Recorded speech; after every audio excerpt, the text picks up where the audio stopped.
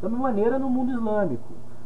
Ali é mais complicado, porque você tem um Estado inteiro teocrático em muitos países ali. Quer dizer, é uma religião muito rigorosa e muito presente na vida das pessoas desde a infância. Então mudar aquilo ali é complicado, porque, como eu disse no vídeo anterior, a sociedade muda, evolui, os costumes mudam após gerações. No modelo teocrático, não, porque ele segue o princípio dos livros sagrados. E os princípios dos livros sagrados são os mesmos desde Maomé, 600, 700 depois de Cristo. São os mesmos conceitos, aquilo não muda. Os princípios morais, os princípios éticos vêm dali. Quer dizer, como é que você vai mudar? Sendo que está escrito no livro que essa é a maneira certa de se viver. É um problema. Muito mais difícil você invadir aí essa questão. E aí gera conflitos. A maioria dos nossos conflitos que nós temos é exatamente isso aí. Na verdade, por intolerância do mundo muçulmano. Isso é importante salientar aí, porque o mundo ocidental, a visão ocidental do mundo, ela é muito mais democrática e assimila muito mais as culturas. Então, a própria questão de liberdade. O mundo ocidental te dá o direito de você seguir o que você quiser. Tanto é que você, nos Estados Unidos, você tem todas as religiões ali misturadas. Na Europa também.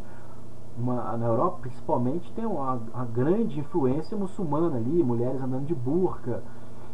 Isso tudo existe a coexistência ali, coisas que você não consegue no mundo árabe. A questão da liberdade é um problema para o mundo árabe, para o islâmico.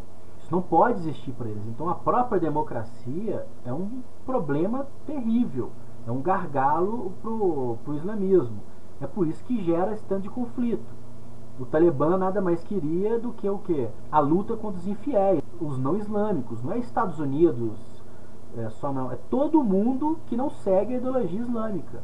Bin Laden não declarou guerra ao mundo ocidental porque é mal, ele quer fazer o mal à humanidade. É porque é uma estratégia eficiente.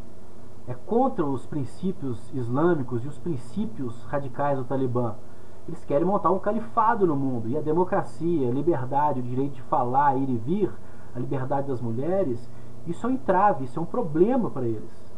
E eles têm que combater. Se eles querem isso para o mundo, eles querem que a humanidade siga o conceito deles, eles vão ter que lutar, eles vão ter que destruir o mundo inteiro para conseguir aplicar o que eles querem. A ideia é extrema. De um lado o mundo ocidental, com os princípios democráticos e liberdades que existem da maneira que é, e o lado deles, que é o Talibã, essa coisa conservadora, o homem, o centro do universo, num harém de ditadura. E da mesma maneira, pegando esse mesmo exemplo aí, pegando a deixa, podemos falar até de Hitler. Hitler não fez o que fez porque era mal.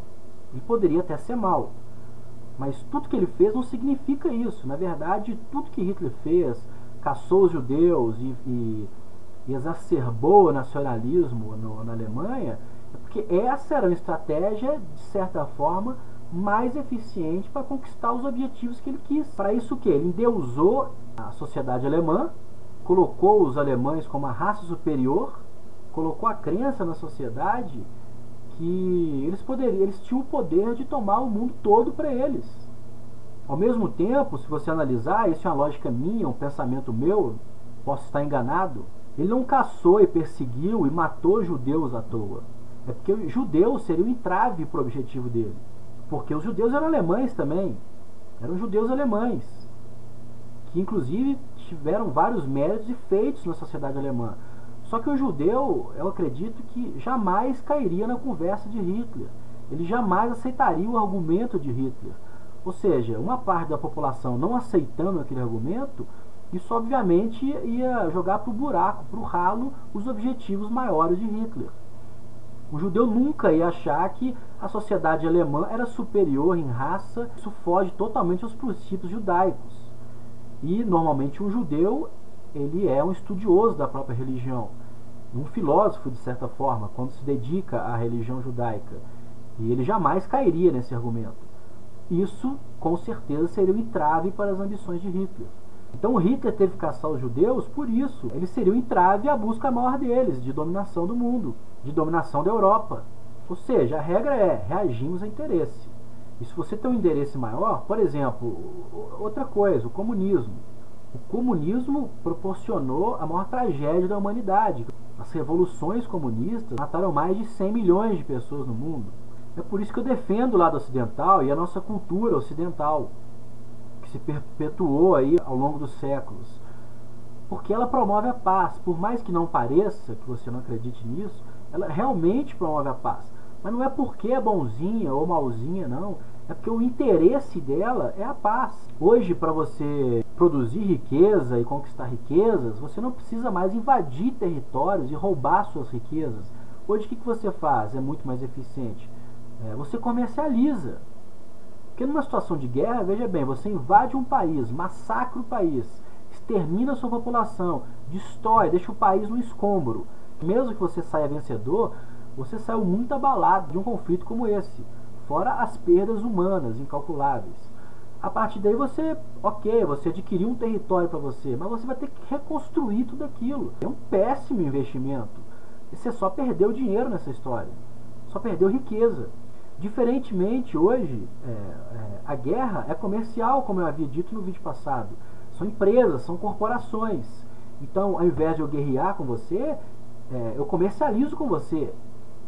Eu vendo um produto para você e você compra e vice-versa. Eu me beneficio comprando de você e você se beneficia vendendo para mim.